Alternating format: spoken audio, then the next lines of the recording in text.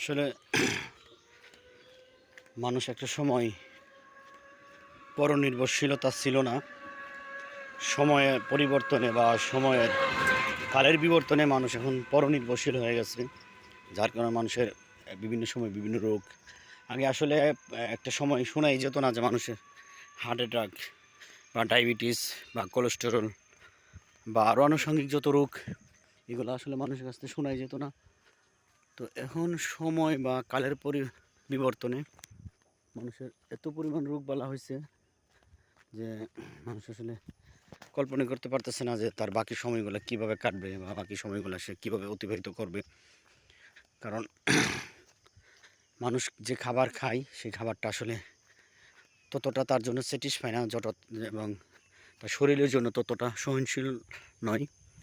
যে খাবারটা খাচ্ছে সেটাতে প্রচুর পরিমাণে ফরমালিন কেমিক্যাল, এবং যে খাবারটা তার জন্য একটা বিষের মতো কাজ করতেছে। সেই জন্য বলবো যে আসলে আমরা পরনির্ভরশীলতা ছেড়ে নিজে নির্ভরশীলতার উপর একটু ভর করি। কারণ আপনি যদি খেয়াল করেন দেখবেন যে এখন জিমনেশিয়ান বের হয়েছে।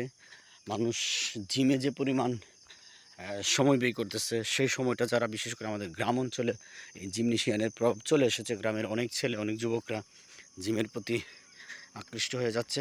আমি এটা না করব না, এই জন্য যে জিম আসলে এটাতে যদি ঝুঁকে যায় তারপরেও ভালো, কারণ তার শরীরের যে পরিমাণ ঘাম, অনেক অলস ছেলেরা আছে তারা আসলে ওইদিকে মুভ করতে পারতেছে না। যে একটু সময় নিয়ে সকালে ফজর নামাজ পরে বের হয়ে যাব, একটু রানিং করব, আসলে এই সময় অনেক যুবক ছেলেদের মধ্যে নাই। যার কারণে তারা পরনির্ভরশীলের উপর ভর করে চলমান চলতেছে। তো বলবো যে একটু যদি সময় বের করে ফজর নামাজ পড়ে আপনি যদি বের হয়ে যান, 1 ঘন্টা আপনি রানিং করেন, হাঁটেন অথবা দৌড়েন, দেখবেন শরীর থেকে পর্যাপ্ত পরিমাণ আপনার যে টক্সিন সেগুলো বের হয়ে যাবে। আর এতে করে আপনার অনেক বড় উপকার হবে এবং ফায়দা হবে। কারণ আপনি এই প্রকৃতির মধ্যে যে একটা নিঃশ্বাস দুহাত ভরে এবং হৃদয়টাকে একটা এরকম কী পরিমাণ নিঃশ্বাসটা আপনি নিতে পারবেন, আপনি কল্পনা করতে পারতেছেন না। সেই নিঃশ্বাসটা আপনার হৃদয়ে জুড়ে আসবে। তো আপনি এতে করে অনেক উপকৃত হবেন। আমি মনে করি আপনি সকালে চলে আসুন আপনার নিজের জন্য। আমি সবসময় নিজের জন্য কথাটাই বলি। আমি যখন ব্যাংকে বসি তখন সঞ্চয়ের হিসাবটা যখন করি তখন এরকমভাবেই বলি যে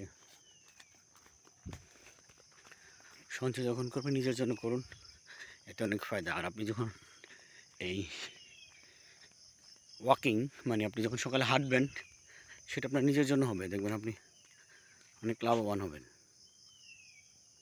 অনেক লাভবান।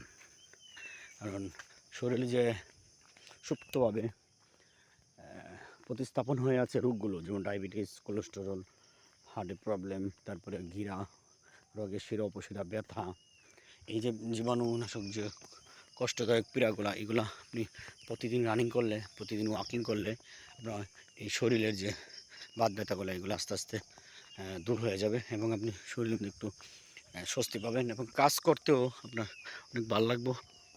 আপনি কাজ করতে অনেক ভালো আপনি অনুভব করবেন। আমি আসলে আজকে অনেক দিন পরে আমি আপনাদেরকে তালিম দিচ্ছি। আমি অনেক দিন পরে হাঁটতে বের হয়েছি। আসলে একটি সময় আমি রেগুলার হাঁটতাম। আমিও এক সময় পরনির্ভরশীল হয়ে গেছিলাম। আমি যখন একটা জায়গায় দীর্ঘ একটা সময় ছিলাম, ওইখানে জিমনেশিয়ান ছিল প্লাস অন্যান্য ইয়ে ছিল, কিন্তু এখানে প্রতিদিন আপনার পিটি প্যারেড হইতো। তো পিটি প্যারেডে আপনার ফজর নামাজের পরেই 6টা থেকে আপনার 45 মিনিট 50 মিনিট সবাই A to Z পিটি প্যারেডে অংশগ্রহণ করে আপনার দৌড় এবং রানিং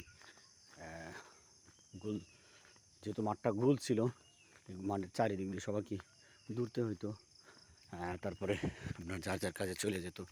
শরীর থেকে যে পরিমাণ ঘাম, এই যে জীবাণুনাশক টক্সিন বের হইতো, এতে তো সবাই উপকৃত হইতো। তো আমি বলবো আপনাদের সবাইকে রিকোয়েস্ট করব, একটা সময় মানুষ যে পরনির্ভরশীলতার মধ্যে ছিল না, যেমন আগে ধান ক্ষেত রোয়াগুলা কেটে বাড়িতে মাথায় করে ভারী করে নিয়ে আসতো, আর এখন মেশিন হয়ে গেছে। তাহলে এখানে অনেকটাই পরনির্ভরশীল হয়ে গেছে। এখানে হাজারো মানুষের শ্রমের একটা ইয়ে ছিল, এগুলো আসলে বন্ধ হয়ে গেছে, প্লাস রিজিকও বন্ধ হয়ে গেছে। তারপরে আগে একটা সময় মানুষের যে খাবারের যে ফর্মালিটিটা ছিল সেটা মানুষ রান্না করে পাতিলে বা কড়াইতে রেখে খাবার খেত। একটা খাবার দেখা গেছে 2-3 দিন গরম করে করে খেতে পারতো, ফ্রিজ ছিল না তখন। আর এখন ফ্রিজ হওয়াতে একদম টোটালি পরনির্ভরশীল হয়ে গেছে, যার কারণে মানুষের এত রোগ বালা, এত জীবাণু। যে খাবার আপনাকে বলছে টাটকা খাওয়ার জন্য, সেটা আপনি ফ্রিজে রেখে রেখে খাচ্ছেন। এতে আপনার জন্য শরীরের জন্য এবং আপনার পুরো বড় ধরনের একটা প্রেশার পড়তেছে শরীরে। যে প্রেশারটা আপনাকে এতই ক্ষতি করতেছে আপনি বুঝতে পারতেছেন না। যেমন কিডনি তিলে তিলে হয়, হ্যাঁ, বোঝার কোনো জো নাই। হঠাৎ করে আপনি দেখবেন যে আপনার কিডনি নষ্ট হয়ে গেছে। তো এরকমই যে আমরা খাবারটা খাই, এটা ফ্রেশ আনি না, এটা আবার ফ্রিজে রেখে টাটকা খাবারটাকে নষ্ট করতেছে। যার নামে আলিম সুমনি। আমরা এখন আলিম সুমনির মালিকের কাছে চলে আসলাম। আসসালামু আলাইকুম রহমতুল্লাহ বারাকাতু। ভালো আছেন ভাই? এই তো আলহামদুলিল্লাহ। তো বলার উদ্দেশ্য হচ্ছে একটা ফাবেলের বইন ভাই, সোহেল ফাবেল রোয়েল এদের বোন জমাই নাকি বুঝা গেছি তো না, হ্যাঁ দেখছো মনে হইতেছিল, যাক মনে নাই আমার। তো বলতেছিলাম যে এই যে আমি আলিম সুবিনিতে হাঁটতে হাঁটতে চলে আসছি দুলালপুর মোড় থেকে। পরনির্ভরশীলতা যে মানুষের একটা দায়বদ্ধতা, এটার উপরে মানুষ এখন বর্তাইছে, যার কারণে মানুষ বেশিরভাগ এখন অসুস্থ রোগী হয়ে যাচ্ছে।